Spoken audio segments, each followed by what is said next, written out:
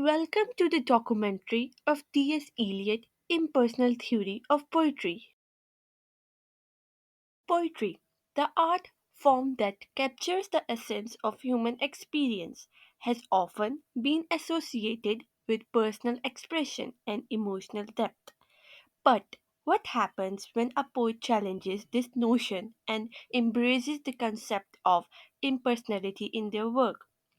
Join us as we explore T.S. Eliot's impersonal theory of poetry and its profound impact on the world of literature.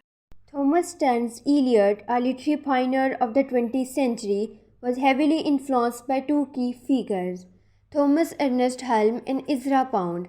Helm's ideas about the objective nature of art and Pound's advocacy for new poetic forms played a crucial role in shaping Eliot's thinking.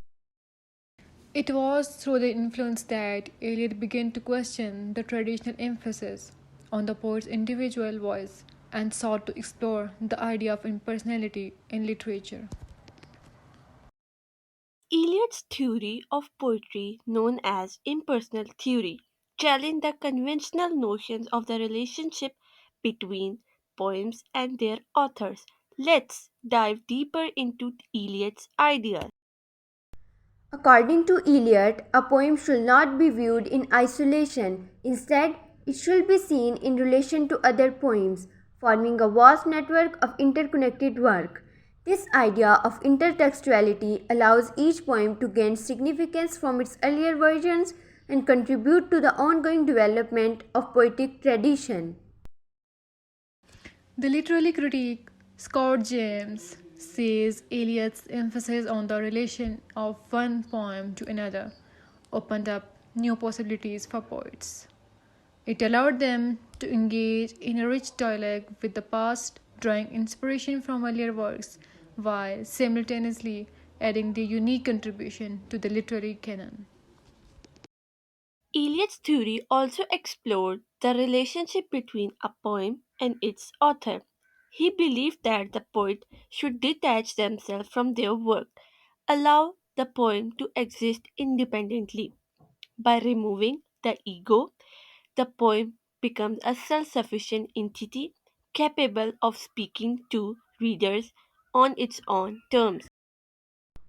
Eliseo Vivas, a literary critic, says Eliot's theory challenged the romantic notion of the poet as a solitary genius pouring out their emotions onto the page. Instead, he saw the poet as a craftsman, carefully shaping words and images to create something that transcends the individuals. The impersonal theory of poetry has generated both admiration and criticism over the years. Ever Winters, a prominent critic, engaged with Eliot's ideas, acknowledging their significance while raising thought provoking questions about the limitations of impersonality in art. Eva Winters, a literary critic, says while Eliot's theory brought a fresh perspective to poetry, it also risked diminishing the vital role of personal emotion and lived experience in artistic expression. Impersonality should not be a constraint that suppresses the human element within the poetry. Eliot's impersonal theory of poetry continues to shape the artistic process today.